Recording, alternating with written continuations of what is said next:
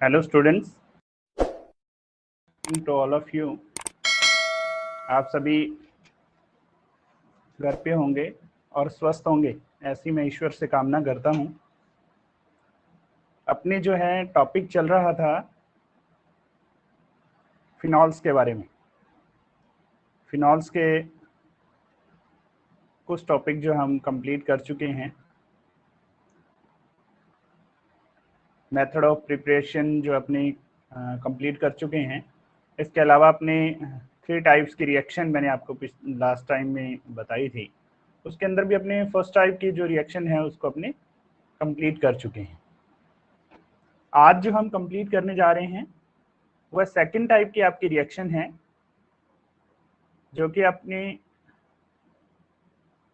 Second type की reaction है benzene वलय की रिएक्शन। बेंजीन वलय की अभिक्रियाएं। बेंजीन वलय की अभिक्रियाएं अर्थात फिनॉल के अंदर ऐसी अभिक्रियाएं जो फिनॉल के अंदर ऐसी अभिक्रियाएं जो बेंजीन रिंग की वजह से संभव हो पाती हैं, उन अभिक्रियाओं को अपने आज पढ़ें, जिनके अंदर सबसे पहले जो रिएक्शन दी गई है वो आपकी नाइट्रीकरण है। सबसे पहली जो रिएक्शन दी गई है वह आपकी नाइट्रेशन भी बोल देते हैं, या इसको नाइट्रीकरण भी कहते हैं। नाइट्रीकरण इसको कहा जाता है।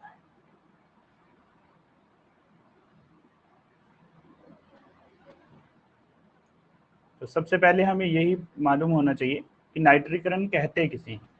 तो नाइट्रीकरण वह अभिक्रिया होती है जिसके अंदर तनु HNO2 जो है वह अभिक्रिया करता है किसी भी सब्सटेंस के अंदर, और हमें प्रतिस्थापी के रूप में क्या मिलता है, NO2 जो है आपका डेरिवेटिव वहां लगा रहता है। तो यहाँ देखिए फिनॉल जो है वो रिएक्शन इसके साथ करेगा। देखिए ये अभिक्रिया किस प्रकार से संपन्न होती है। फिनॉल जो है उसकी अभिक्रिया होती है आपकी किसके साथ, डाइल्यूट लिख दो या तनु H2SO। ये अपने नाइट्रीकरण पढ़ रहे हैं पहले, तो अपने नाइट्रीकरण के लिए HNO2 से अभिक्रिया करवाएंगे। तो तनु HNO2 से अभिक्रिया होती है और ये लगभग 298 केल्विन तापमान पे अभिक्रिया संपन्न होती है। तो यहाँ ये बनता क्या है आपके पास, ये फिनॉल जो है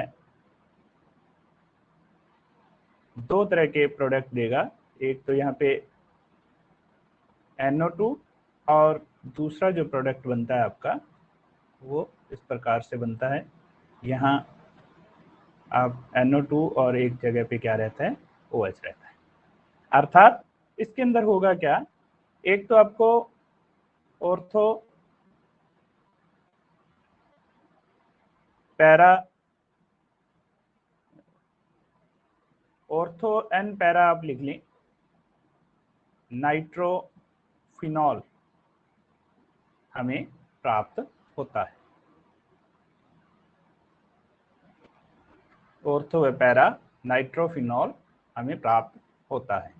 इस अभिक्रिया के अंदर ये जो अभिक्रिया है, इसकी यदि क्रियाविधि आपसे पूछी जाती है तो ये जो क्रियाविधि रहती है वो आपकी कौन सी रहती है, इलेक्ट्रॉन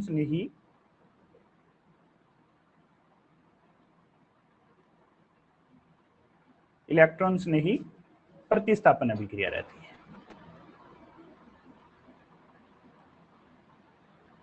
इलेक्ट्रॉन स्नेही प्रतिस्थापन अभिक्रिया रहती है। तो इसमें देखिए इलेक्ट्रॉन स्नेही का अर्थ क्या होता है,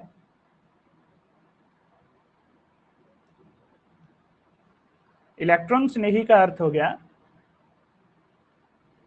कि इलेक्ट्रॉन से स्नेह। इलेक्ट्रॉन से स्नेह कौन करेगा, जो भी पॉजिटिव आयन होगा। प्रतिस्थापन का अर्थ हो गया कि वह दूसरे को क्या कर देगा, रिप्लेस कर देगा यहाँ पे। तो यहाँ आपको ये ध्यान रखना है कि ये NO2 है, वो क्या होगा, इलेक्ट्रॉन स्नेही की भांति कार्य करेगा, NO2 प्लस के फॉर्म में होगा। और ये जाके ये ऑर्थो और पैरा दो तरह के यहाँ पे हमें जो प्रोडक्ट है वो मिल रहे हैं। तो उसके अंदर आपको ये ध्यान रखना है कि ये जो NO2 प्लस होता है ये ऑर्थो एंड पैरा डायरेक्टरी होता है, या इसको हिंदी में अपने कहते हैं निर्देशी होता है। ऑर्थो पैरा निर्देशी होता है।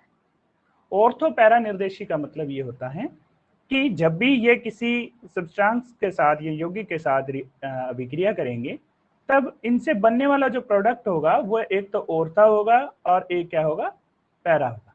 दो तरह के डायरेक्टरी ग्रुप हमें मिलते हैं, एक ऑर्थो एंड पैरा होते हैं और दूसरा होते हैं मेटा डायरेक्टरी या निर्देशी, इनको बोल दिया जाता है। ये आपको पहली जो अभिक्रिया है आपकी नाइट्रेशन आपको क्लियर होगी। और इसी अभिक्रिया के अंदर एक और भी प्रोडक्ट हमें प्राप्त होता है। दूसरा, यदि हम इसी अभिक्रिया के अंदर सांद्र सल्फ्यूरिक अम्ल के साथ यदि अपने HNO3 को लेते हैं तो ये क्या प्रोडक्ट बनता है, उस चीज को भी आप थोड़ा समझ लें। फिनॉल जो है उसकी यदि अपनी अभिक्रिया करवाएं, एक तो HNO3 और दूसरा क्या हो, H2SO4 हो, दोनों ही कैसे हों, कंसंट्रेट हों, दोनों ही कंसंट्रेट हों, तो आपको जो नया प्रोडक्ट बनता है, जो आपके बहुत सी बार एग्जाम के अंदर पूछा भी जाता है, तो ऐसी स्थिति के अंदर आपको क्या बनता है, पिक्रिक एसिड बनता है। देखिए यहाँ पे आपका वही OH और तीनों जो पोजीशन है वहां पे NO2 आपका आ जाता है। NO2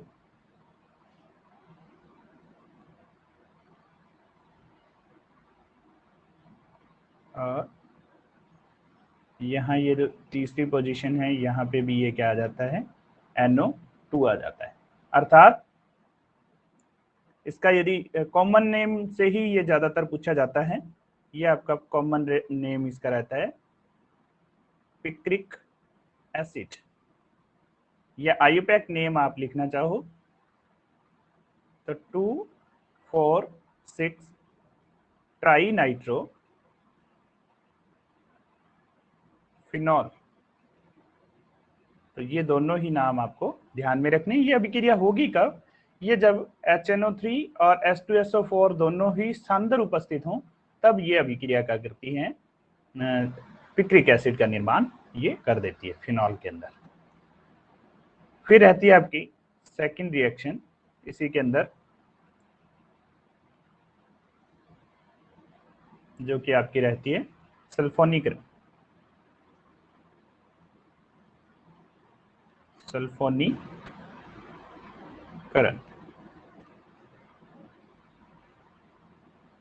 सल्फोनीकरण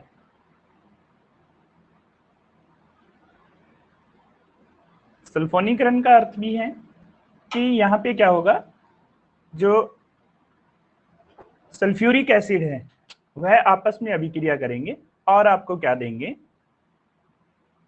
अंत में SO3H जो ग्रुप है या सल्फोनिक एसिड जो है वह ग्रुप आपको देते हैं। और ये सभी जो अभी मैं रिएक्शन करवा रहा हूँ वे सभी क्या होंगी, ऑर्थो एंड पैरा निर्देशी। तो देखिए इसके अंदर अपने अभी देख लेते हैं ये अभिक्रिया। आपका यहाँ फिनॉल रहता है, फिनॉल की जब अपनी अभिक्रिया करवाते हैं H2SO4 के साथ, H2SO4 के साथ अभिक्रिया करवाते हैं, तो हमें जो प्राप्त होगा वह क्या प्राप्त होता है,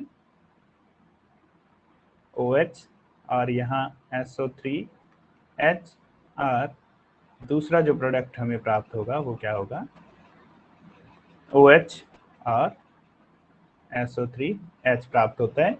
ये आपका क्या रहा, ऑर्थो फिनॉल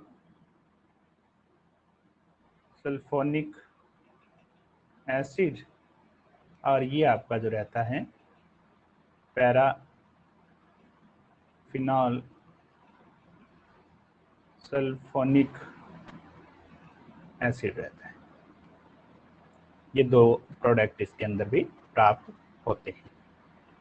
तीसरी जो रिएक्शन आती है इसकी, बहुत ही इंपॉर्टेंट अभिक्रिया ये वाली रहती है आपकी, और इसमें सबसे ज़्यादा क्वेश्चन जो है वो पूछे जाने की संभावना रहती है। इसको आप अच्छे से याद रखेंगे। फ्रीडल क्राफ्ट रिएक्शन बहुत ज़्यादा इंपॉर्टेंट ये वाली अभिक्रिया हो जाती है। इसमें दो तरह की रिएक्शन रहती है। पहली रिएक्शन रहती है एल्किलीकरण,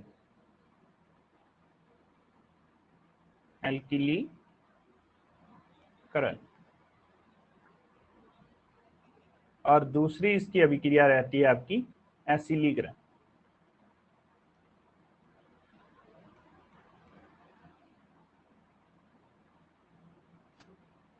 पहले अपने देखते हैं एल्किलीकरण अभिक्रिया। एल्किलीकरण जैसे कि नाम से स्पष्ट हो रहा है, यहाँ पे क्या बनेगा आपका,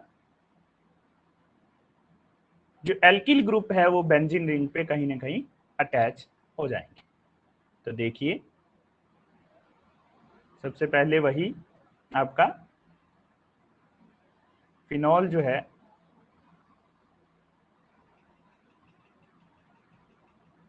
उसकी अभिक्रिया होती है CH3Cl और AlCl3, निर्जल AlCl3 भी लिखा रहता है कि प्रेजेंस के अंदर ये वाली रिएक्शन होती है। तो इसमें होता क्या है, बनेगा क्या आपका, देखिए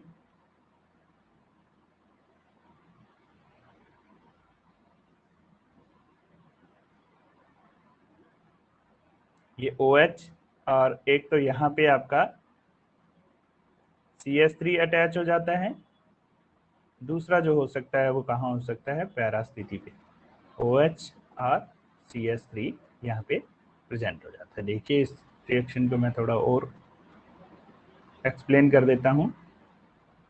यहाँ से ये जो इसका ऑर्थो पोजीशन वाला हाइड्रोजन है और एक पैरा पोजीशन का हाइड्रोजन है, पहली जो रिएक्शन ये वाला जो बना है इसके अंदर यहाँ पे क्या हुआ कि ये Cl और ये हाइड्रोजन बाहर निकल गया, तो ये वाला प्रोडक्ट आपका बन जाएगा। यदि ये Cl और ये वाला हाइड्रोजन यहाँ से बाहर निकलता है तो आपका प्रोडक्ट कौन सा बनेगा, ये वाला। अर्थात इसको अपने पहले पढ़ के भी आए हैं, ये ऑर्थो क्रिसॉल है और ये पैरा क्रिसॉल है। बहुत आसान सी अभिक्रिया है और बहुत ज्यादा कॉम्पिटिटिव एग्जाम है, चाहे बोर्ड एग्जाम है, दोनों के अंदर ये बहुत ज्यादा पूछी जाने वाली अभिक्रिया। ये एल्किलीकरण और एसिलीकरण दोनों ही अभिक्रियाएं पूछी जाती हैं। एसिलीकरण के अंदर बस कुछ भी नया नहीं है, यहाँ ये एल्किल हैलाइड्स काम में लिए जाते हैं। वहां जो होंगे वे क्या काम में लिए जाएंगे, वहां पे आपके एसिटिल जो क्लोराइड है उसको अपने काम में लेंगे। तो देखिए इस अभिक्रिया को भी अपने समझ लेते हैं। देखिए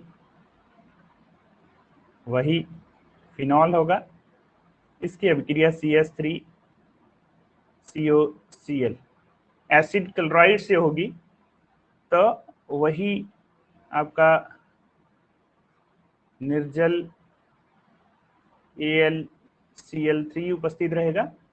तो यहाँ पे क्या बनेगा आपका,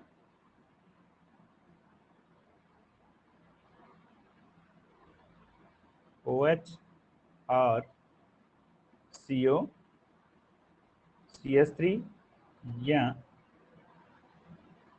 ये पैरा पोजीशन पे चला जाएगा OH और COCH3। ऑर्थो एसिटिल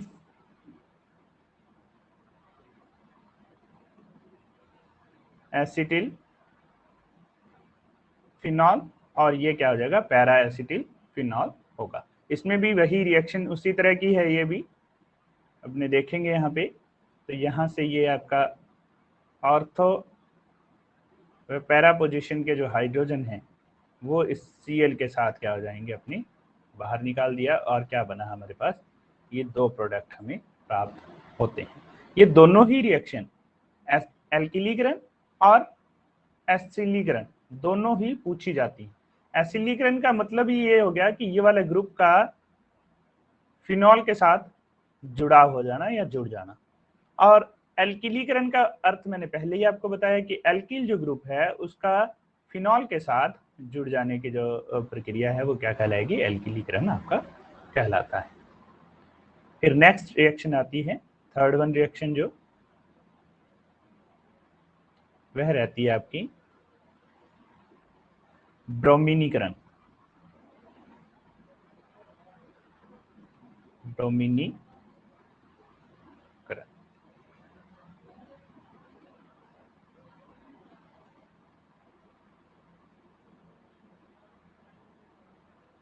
तो ब्रोमीनीकरण के अंदर क्या है कि यदि अपने सामान्यतः ब्रोमीन जल के साथ अभिक्रिया करवाते हैं, यदि अधिक्य के अंदर फिनॉल की ब्रोमीन जल से अभिक्रिया हो, किसके अंदर, अधिक्य के अंदर, अधिक्य लिख दें, यहाँ आपको लिखा रहा है एक्सेस,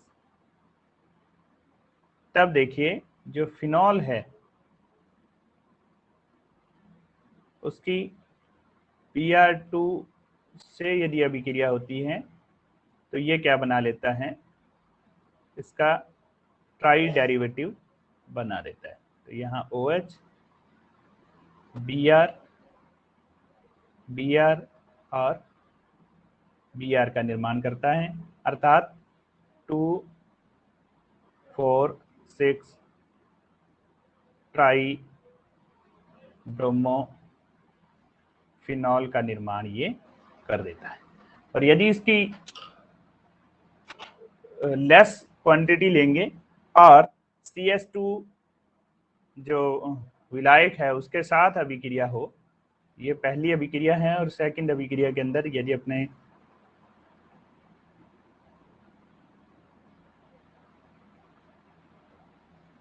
एक मिनट आपको बेटा थोड़ी असुविधा रहेगी, लैपटॉप को मैं थोड़ा चार्ज लगा दूंगा।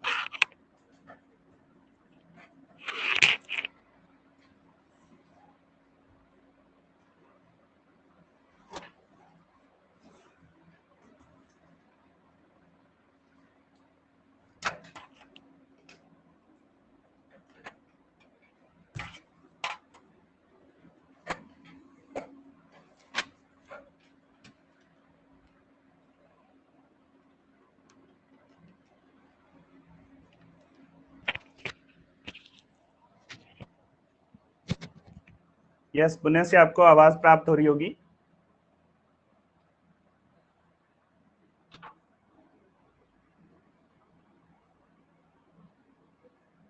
यस, मुझे बताएं आपको आवाज सुनाई दे रही है?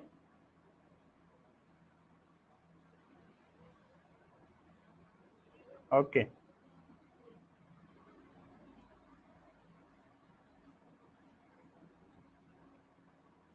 तो देखिए सेकंड इसी की जो रिएक्शन रहती है बेटा, यदि ये वाली रिएक्शन हो, ब्रोमीन जल की ही अभिक्रिया हो फिनॉल के साथ, और वो किसकी प्रेजेंट के अंदर हो, CH2 और CCl4, ये दोनों ही क्या हैं, विलायक हैं बेटा। इनकी प्रेजेंट के अंदर रिएक्शन यदि होती है तो इसमें ऑर्थो और पैरा हमें जो प्रोडक्ट है वो प्राप्त होता है। ये एक तरह से Br यहाँ, और दूसरा जो रहता है वो यहाँ हमें OH और Br हमें प्राप्त होता है। ऑर्थो ब्रोमोफिनॉल और ये पैरा ब्रोमो फिनॉल का निर्माण ये करते हैं। इसके बाद में फोर्थ वन आपकी जो रिएक्शन रहती है, ये जो अभिक्रियाएं अभी मैं आपको करवा रहा हूँ, ये मैं आशा करता हूँ कि आपको समझ में आ रही होंगी।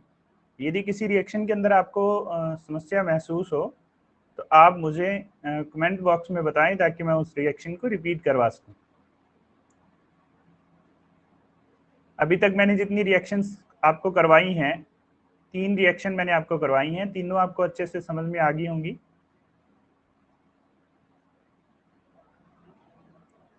यदि किसी में आपको डाउट है तो आप मेरे को वहीं कमेंट करते हुए पूछ लिया करें। बढ़े आगे। ओके, फोर्थ वन जो रिएक्शन है आपकी वह रहती है फ्रिस पुनर्विन्यास।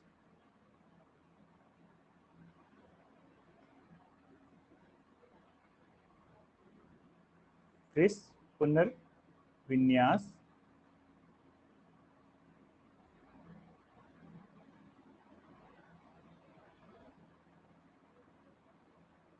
तो देखिए इस अभिक्रिया के अंदर होता क्या है कि फिनॉल जो है वह अभिक्रिया करता है पहले CH3COCl अर्थात एसिल क्लोराइड के साथ ये अभिक्रिया करता है और एसिटोफिनॉन ये बना लेता है। देखिए यहां से ये क्या कर देता है, इसको रिप्लेस कर देता है, ये H और ये Cl। तो देखिए क्या बना आपके पास, OCOCH3। ये वाला जो आपके पास प्रोडक्ट बनता है, इसका यदि अपने नाइट्रीकरण करवाते हैं,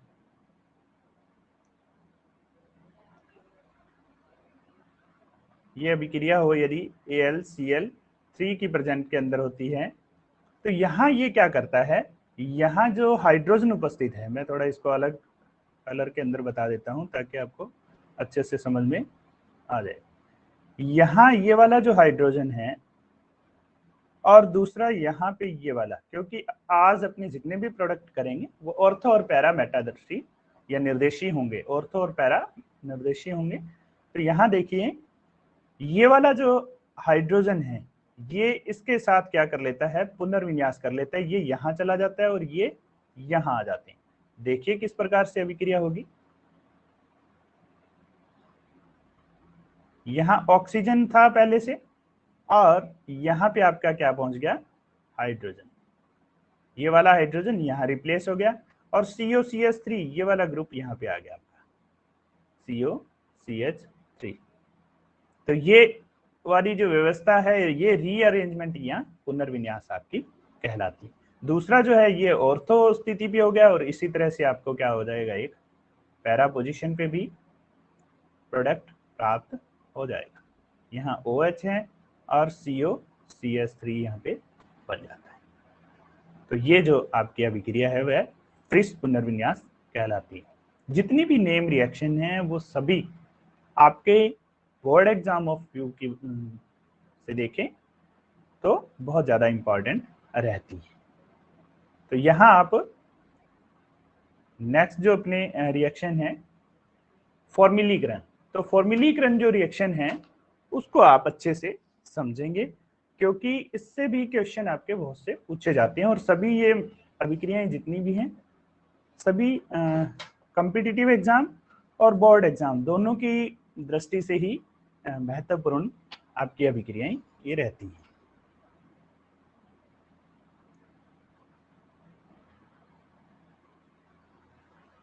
तो ये आपकी 6th जो रिएक्शन है वह है फॉर्मिलीकरण।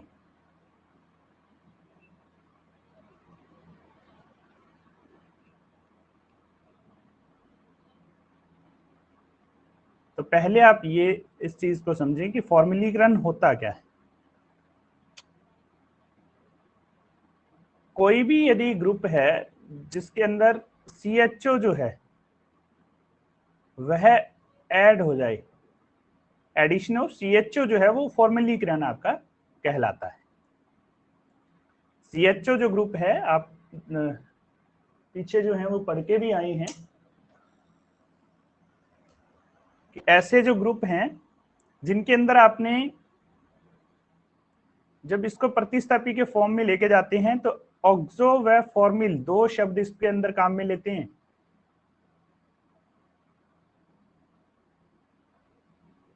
यदि आपने 11th क्लास के अंदर अच्छे से नेमिंग वाला चैप्टर पढ़ा हुआ है तो दो शब्द हम यहाँ पे काम में लेते हैं, ऑक्सो और फॉर्मिल, और फॉर्मिल से ही यहाँ पे फॉर्मिलीकरण बना हुआ है।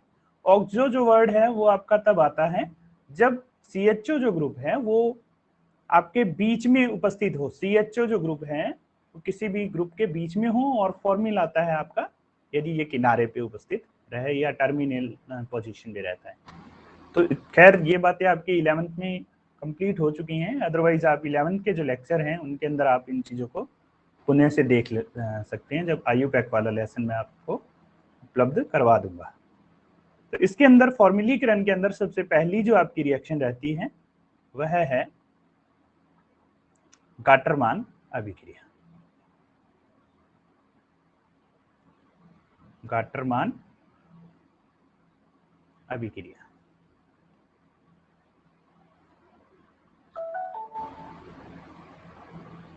ये जितनी भी नेम रिएक्शन है वे सभी ही इंपॉर्टेंट है बेटा, और फॉर्मुलीकरण की जो मैं 3-4 अभिक्रियाएं करवाऊंगा तीनों चारों ही आपकी इंपॉर्टेंट अभिक्रियाएं ही हैं।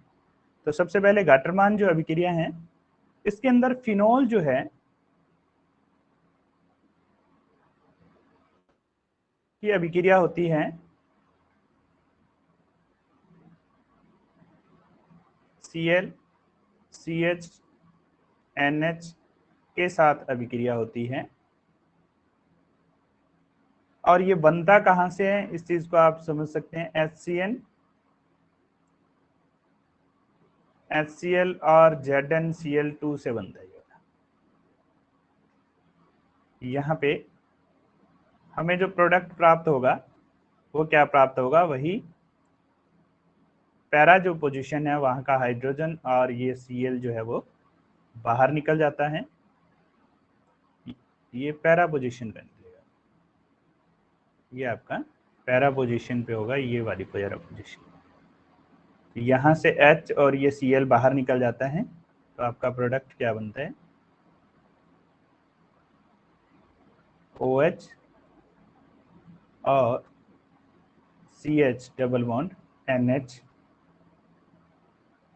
जिसको अपने H3O पॉजिटिव आयन या हाइड्रोजीनियम आयन जो है उसकी प्रेजेंट के अंदर अपने जब इसकी रिएक्शन करवाते हैं तो देखिए क्या बनता है हमारे पास,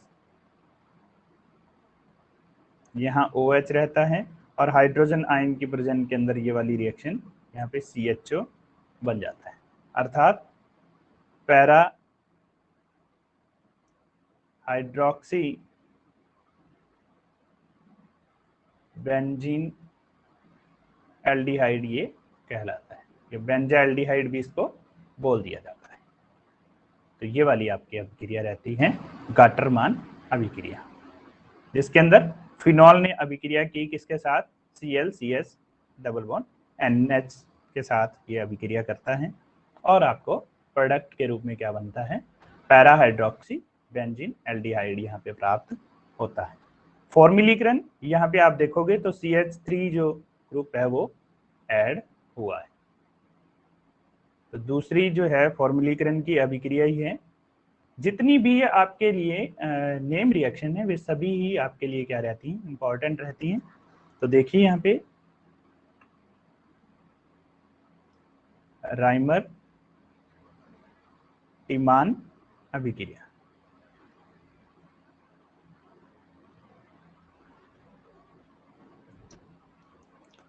राइमर टिमान अभिक्रिया के अंदर भी फिनॉल जो है वह अभिक्रिया करता है एक तो CHCl3 के साथ। इसका अभी आपको लाइव IUPAC नेम बताना बेटा, CHCl3 का। देखते हैं कौन कौन से विद्यार्थी हैं वो इसका IUPAC नेम सही बता पाते हैं। और एक आपके 3 मोल ऑफ KOH यहाँ पे काम में लिए जाते हैं।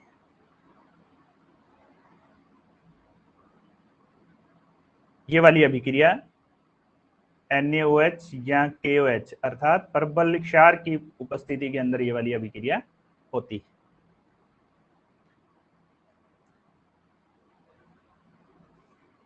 मैथिल क्लोरो, नहीं ये नाम नहीं होगा बेटा। सामान्य इसका नाम क्या होगा? सामान्यतः इसका नाम सामान्य नाम लिया जाता है क्लोरोफॉर्म।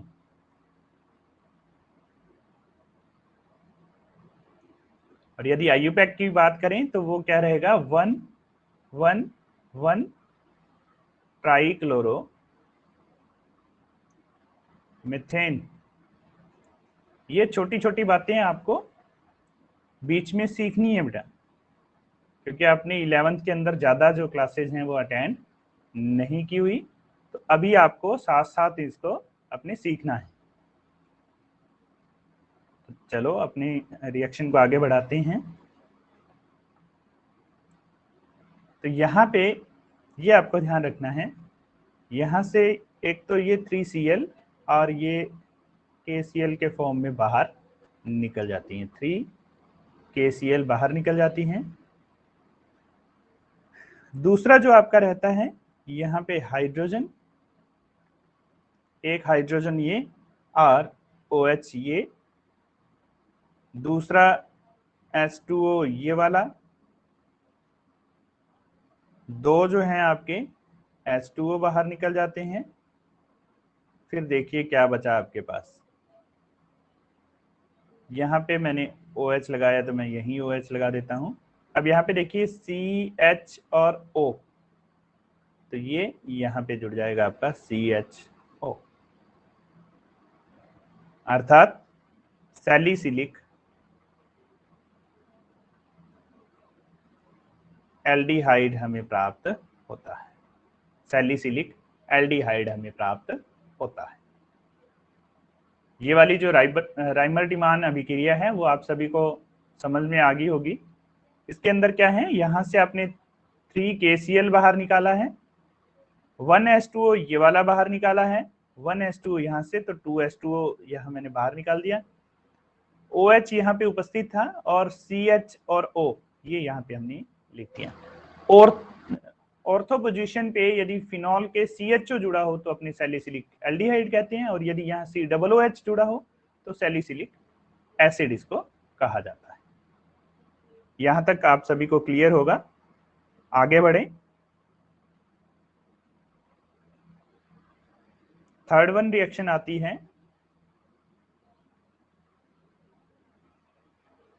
डफ रिएक्शन। डफ रिएक्शन है, फेनॉल जो है हेक्सामेथिल टेट्राअमीन के साथ ये अभिक्रिया दर्शाता है और आपका जो है अंत में सैलिसिलिक एल्डिहाइड बनाता है।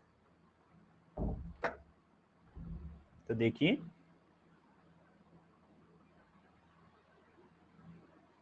फिनॉल जो है हेक्सामेथिलीन टेट्रामाइन के साथ ये अभिक्रिया करता है, C2,6N4 के साथ ये अभिक्रिया करता है और H3BO3 की प्रेजेंट के अंदर ये वाली रिएक्शन होती है। ग्लिसरॉल जो है वो यहाँ पे अभिकर्मक के रूप में उपस्थित रहता है। तो यहाँ ये अभिक्रिया संपन्न होकर और ये OH CH(NCH3) का निर्माण करता है, जो कि आगे आपका इसकी HOH से अभिक्रिया होने के पर ये क्या बना देता है, आपका सैलिसिलिक एल्डिहाइड का निर्माण कर देता है, अर्थात फॉर्मिल जो ग्रुप है वो यहाँ पे आके अपना अटैच हो जाता है। यहाँ पे आपका जो है प्राइमरी अमीन बाहर निकल जाता है, यहाँ ये वाला CH3NH2 बाहर निकल जाता है, CH3NH2 बाहर निकल जाता है और ये वाली कॉम्प्लिकेटेड आपकी रिएक्शन कंप्लीट इस प्रकार से होती है। तो कुछ रिएक्शंस इनकी अपनी और बची हैं, उनको अपने नेक्स्ट लेक्चर के अंदर करेंगे। तो आज के लिए इतना ही, धन्यवाद।